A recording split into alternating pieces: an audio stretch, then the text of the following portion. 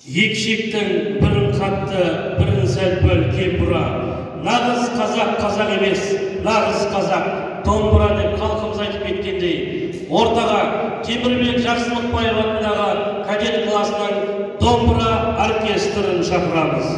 Қабыл алыңыздар.